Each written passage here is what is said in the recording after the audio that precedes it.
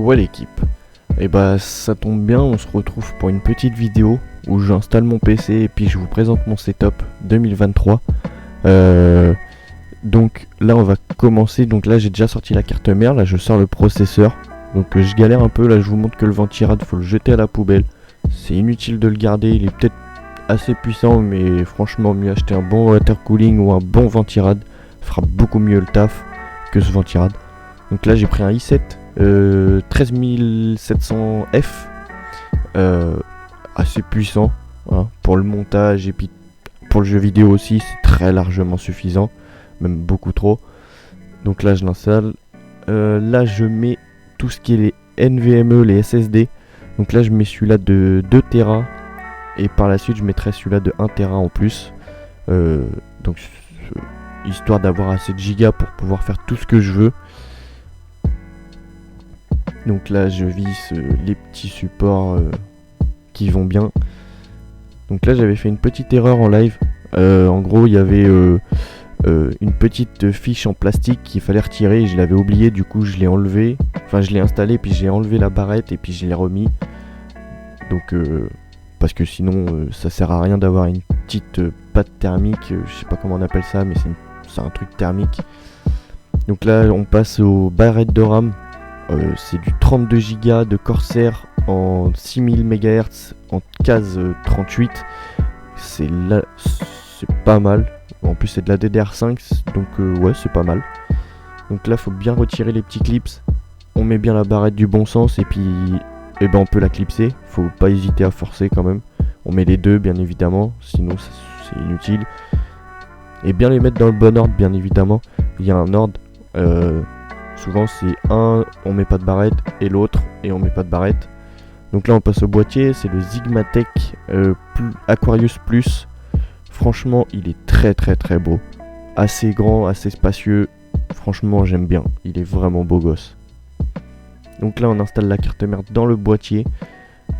Donc on vérifie bien qu'elle est bien mise et qu'on met bien toutes les petites entretoises pour pouvoir la fixer correctement. Surtout qu'elle va avoir du poids dessus, donc mieux mettre toutes les vis, c'est quand même mieux. Donc là on visse, c'est un peu long mais c'est pas grave, ça c'est qu'un détail. Donc là on passe au water cooling.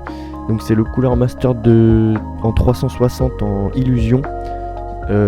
Franchement il est beau gosse déjà éteint. Allumé, je vais vous laisser voir après par la suite, mais il est vraiment beau gosse déjà éteint. Donc là on visse, hein. Bien évidemment je vais me répéter sur les vis, mais il y en a beaucoup hein, dans un PC, il y en a vraiment beaucoup, en plus c'est que des petites vis. Donc là on met les petites fixations accompagnées du bon socket. Donc moi vu que c'est la 13e génération, je mets lui du 1700, le socket 1700. Donc voilà, là je les installe. Ensuite on va passer à la pâte thermique. Donc j'ai pris celle de Cooler Master, donc c'est pas la meilleure mais elle fait largement le taf.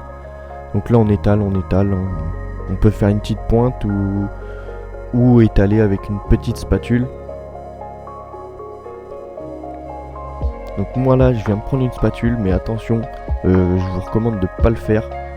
Parce que moi j'ai pris une spatule de maçon, donc là je me suis vraiment pris, j'ai cru que je faisais un bloc de béton où je mettais un peu de produit dessus et tout, mais faut pas faire comme ça, faut éviter du moins. Donc là je l'étale hein. Vous voyez sur ma tête, sur la concentration que j'ai pour bien l'étaler bien partout, qu'elle soit vraiment bien mise.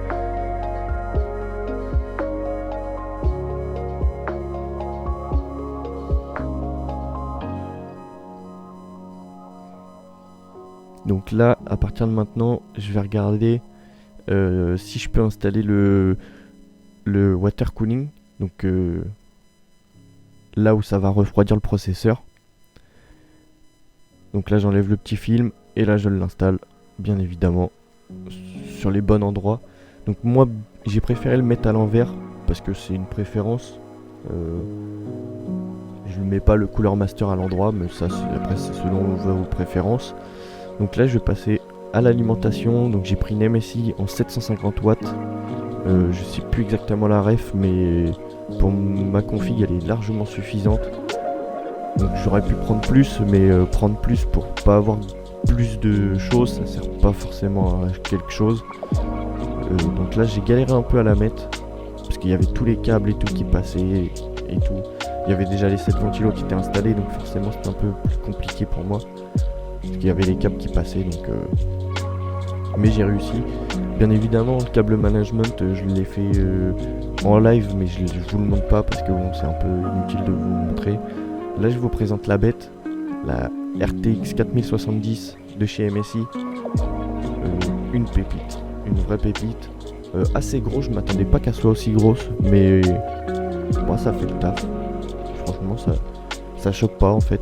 J'ai toujours eu des cartes graphiques à 2 ventilos et là je passe à 3 et ça me choque pas. Donc là on passe à mettre le petit support de carte graphique qui supporte plutôt que la carte mère plutôt que la carte graphique. Et là on passe au premier allumage. Puis après je vais vous laisser sur des plans de coupe. Donc n'hésitez pas à vous abonner, à liker la vidéo si elle vous a plu. Et puis ciao ciao.